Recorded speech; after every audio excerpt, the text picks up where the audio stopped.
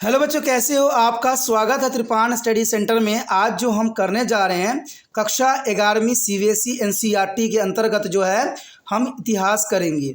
ये इतिहास काफ़ी महत्वपूर्ण रहेगा, जो कि आज हमारा चैप्टर है लेखन कला और शहरी जीवन या राइटिंग्स एंड सिटी लाइफ। बहुत काफ़ी महत्वपूर्ण है, जिसमें मेसोपोटामिया के विषय में हम विस्तार पूर्वक चर्चा करेंगे और जानेंगे हर एक पहलू। और ये टॉपिक कई मायने में हर एक क्लास के बच्चों के लिए महत्वपूर्ण रहेगा, चाहे वो सीबीएसई के बच्चे हो, चाहे नेक्स्ट के बच्चे हो, चाहे यूपी बिहार बोर्ड के बच्चे हो। इवन कि जो कंपटीशन तैयारी करते हैं उनके लिए भी ये काफ़ी महत्वपूर्ण रहने वाला है।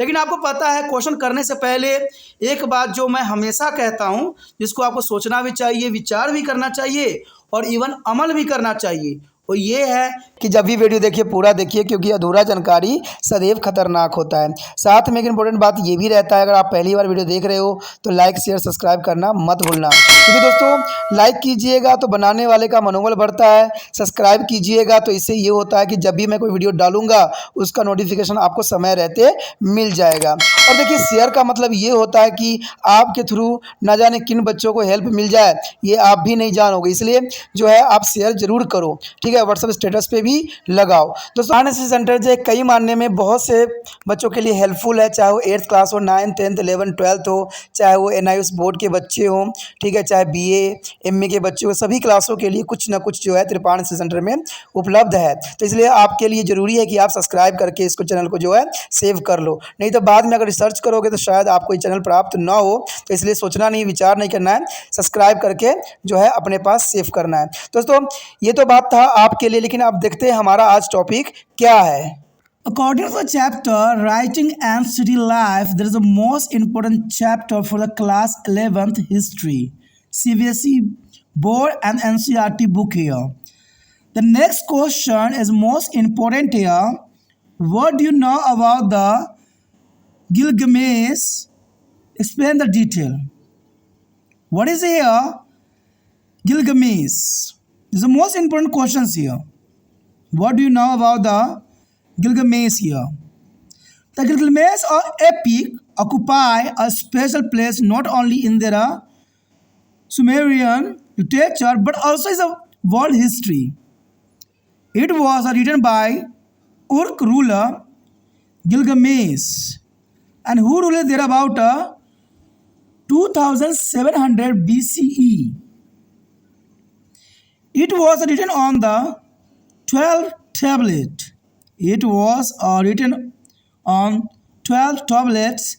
This epic is about the achievement of Gilgamesh. Gilgamesh was a famous ruler of Uruk. Gilgamesh was famous ruler of Uruk. He was a great ruler and laid the foundation of a vast empire. And to ensure the Uruk against any threat of the foregone rulers, he constructed as well around it with the view to end his tyrannical rules. You know that there is a most important Gilgamesh here. They are a famous ruler of Uruk, and he is written by 12 tablets, and he is the ruler of 2700 BCE. That's the most important for that time. On this time, there is a Gilgamesh is achievement many of histories here. The people pray to the deity Anu. As a result of this, god Anu is ordered there is a goddess Arur to be created such a god who could be surpass a Gilgamesh. It's important. People pray to the deities at the Anu. As a result, this god Anu is ordered there a goddess Arur to create such a god who could be surpass of Gilgamesh. The goddess creator Enkidu, who is a fourth with the Gilgamesh, and he was impressed by his bravery and become a fast friend. They both performed to several is a commendable work and decided to kill a demons of Elama. Now there is a Baba. Amma and there is a Hambaba. This is the most important point here. After the terrible war, Gilgamesh are finally killed to the Humbaba. Unimpressed by the survival of Gilgamesh, Star fell in love with her. Gilgamesh, a friend Enkidu, fell in love with a beautiful dancing girl. Gilgamesh, as a friend Enkidu, fell in love with a beautiful dancing girl, and this anguished their jealousies, and so they decided to end the life of Enkidu, and soon after they fell ill and died. There is a sum after fell ill and died. The death of Enkidu deeply hurt Gilgamesh, and he began to think one day that he will be also die. This is the most important incident here. There is the Enkidu is dead for the ill, and Gilgamesh also there is things one day he will be also die. Thus began his search as a tan immortality, but no one could be ever become immortal. At the time of creations of a human beings, God give him the man death and keep life with them. And nevertheless did his best to be become a immortal. That's important.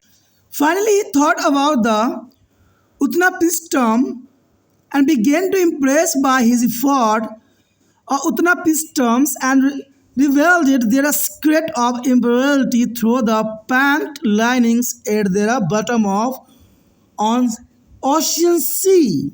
This is most important. Finally thought about the Utnapishtim and their secret of immortality through their pant lining at the bottom of on the ocean. Gilgamesh is accepted his challenge and jumped into the sea to bearing the sad plant.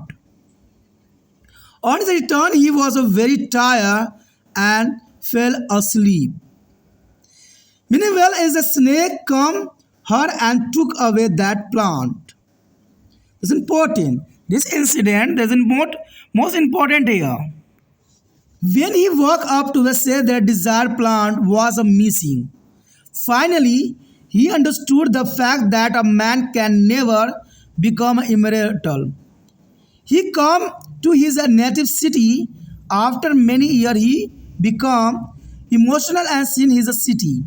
He realized that the fact that some will continue to enjoy the vast empire built by his after his death.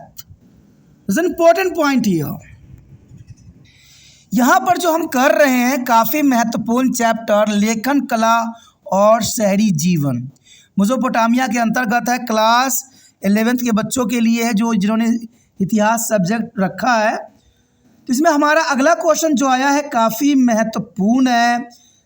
Gilgamesh के बारे में आप क्या जानते हो, क्योंकि आपको पता होगा कि मेसोपोटामिया के इतिहास में गिलगमेश जो है एक महत्वपूर्ण कड़ी है, क्योंकि ये काफ़ी जो है मेसोपोटामिया के शहरों का विकास किया था। अगर हम इस राजा के बारे में न जाने तो यह अधूरी बात रहती, क्योंकि जो गिलगमेश राजा है ये काफ़ी दिलचस्प है और देखा जाए तो ये राज्य में बहुत ही ऐसी गतिविधियों को जो है परवान चढ़ाया जो काफ़ी महत्वपूर्ण था।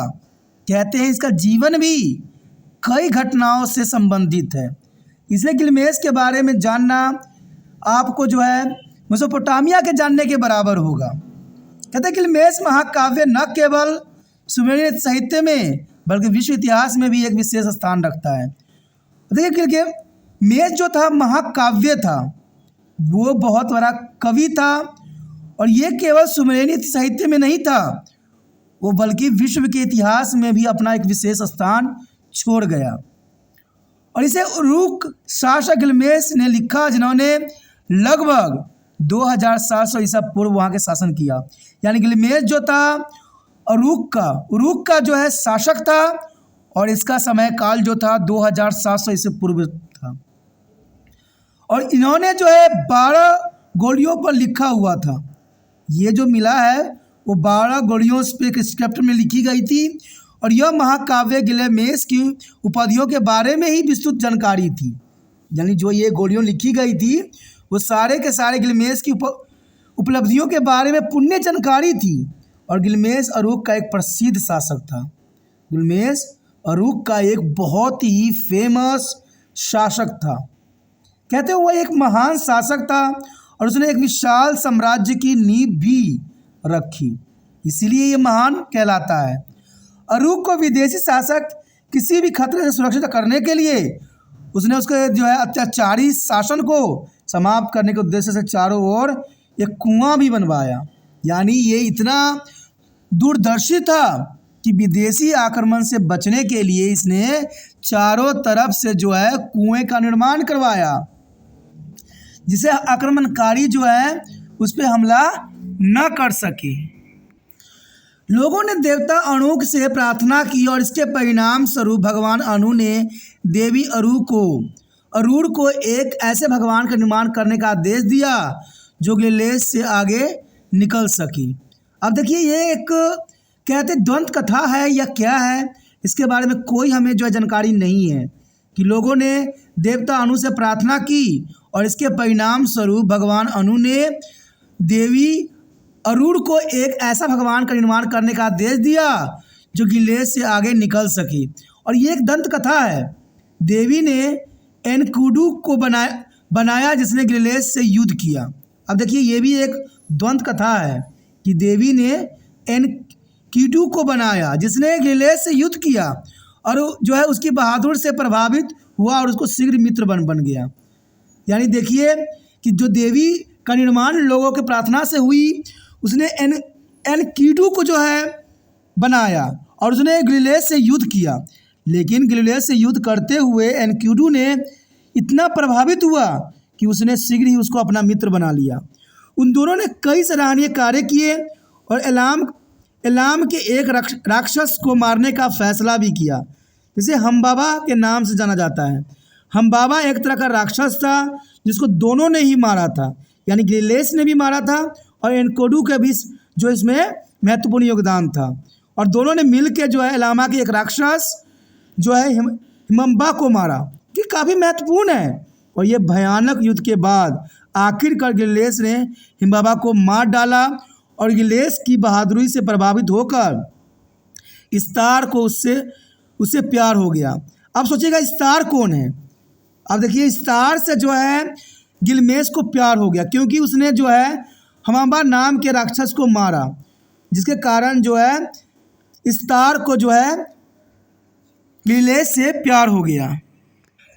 और दूसरी तरफ देखा जाए तो गिलगामेश के दोस्त एनकिडू, जिसको मारने के लिए जो है देवियों और जो लोगों की प्रार्थना से देवी ने एनकिडू का उत्पत्ति किया, जो कि बाद में जाए गिलगामेश के मित्र बन गया, को एक खूबसूरत नाचने वाली लड़की से प्यार हो गया और इससे देवता क्रोधित हो गए।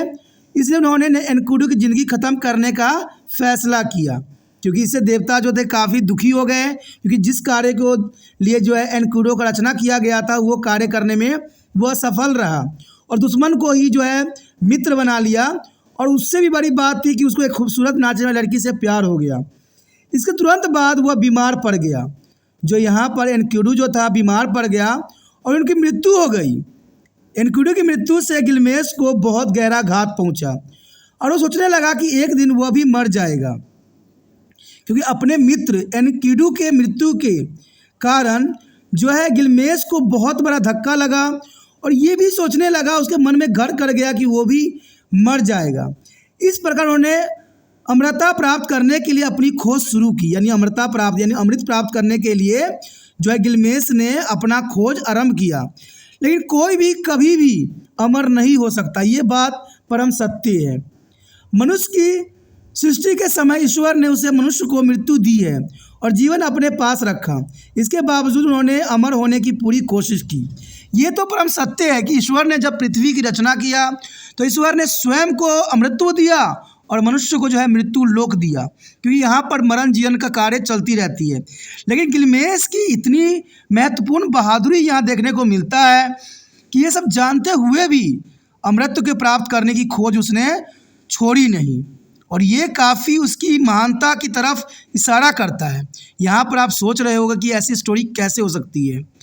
तो देखिए कहते हैं ये स्टोरी बहुत साल पुराना है, तो जर्नल सी बात है, इसमें द्वंद्व कथा भी हो सकती है, लेकिन ये आपके सिलेबस में भी है, गिलमेस के बारे में आता है तो आपको लिखना ही पड़ेगा। ये बातें अगर आप बार बार समझोगे तो 100% समझ में आ जाएगा।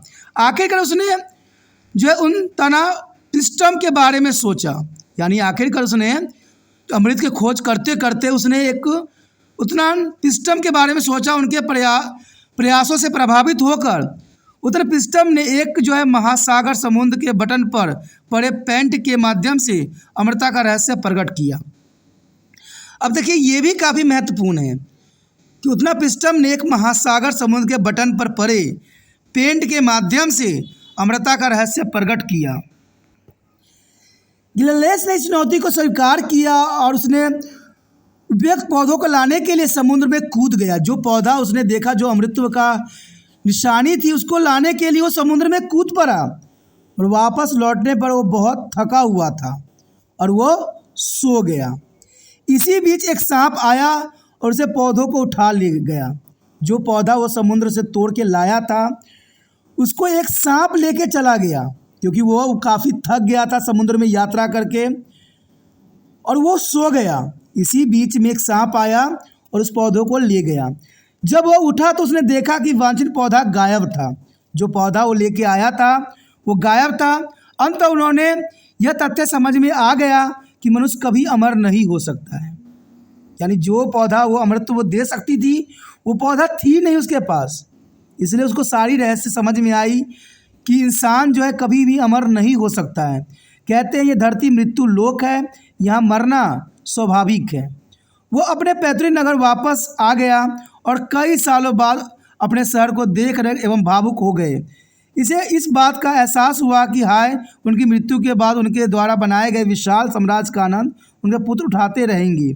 यानी ये बात समझ में आ गया उसको कि जैसे जैसे संसार जो है प्रगतिशील है कि उसके जाने के बाद उसका पुत्र जो होगा जो उसी का अंश है वो इस साम्राज्य पर जो है राज करेगा और इसको जो है आगे बढ़ाएगा। और इसी सोच के साथ उसने जीवन का रहस्य भी समझ लिया। तो यहाँ पर आप भी जीवन के रहस्य समझ गए होंगे। जिसे गिलगामेश जो था बहुत बहादुर था, ऐसे द्वंद्व कथा के अंतर्गत बात बताई गई है। अब इसमें देखिए कहते हैं दोस्तों जो बातें लिखी गई है ये कई जगह जो है बाइबल में भी लिखी गई है। इसी के लिए कहा जा सकता है गिलगामेश कि जो ये बातें है ये रहस्यमय पूर्ण है, जिसमें अगर हम दिमाग कसौटी पर देखें तो ये सही नहीं मानता, लेकिन जो कथाएं आपके समक्ष प्रस्तुत थी वो काफ़ी महत्वपूर्ण थी और एग्ज़ाम व्यू से भी गिलगामेश के बारे में आपसे पूछा जा सकता है।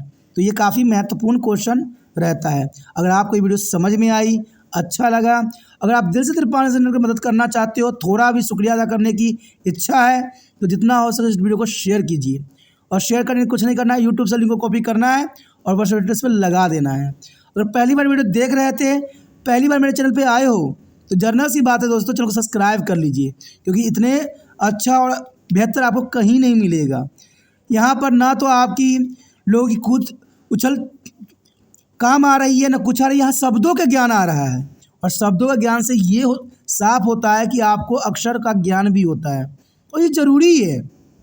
पढ़ने का मतलब ये नहीं होता कि आप किसी को देखें, ठीक है, उसका आइज कांटेक्ट करें। देखने का मतलब होता है कि आपका मेन मुद्दा होता है अक्षर शब्द और उसको समझना, जो त्रिपाण स्टडी सेंटर यहाँ बखूबी करता है। पहली बार यहाँ पर आए हो, पहली बार इस वीडियो को देख रहे हो और पहली बार मेरे चैनल पे आए हो, जर्नल सी बात है दोस्तों, सब्सक्राइब करके मोबाइल में सेव कर लीजिए, क्योंकि फिर अगर आप बाद में देखना चाहिएगा तो शायद आपको त्रिपाण सेंटर से नज़र ना आए। जर्नल सी बात है, एक बटन आपको जो दिख रहा है सब्सक्राइब का दबाइए और त्रिपाण सेंटर के साथ जुड़ जाइए।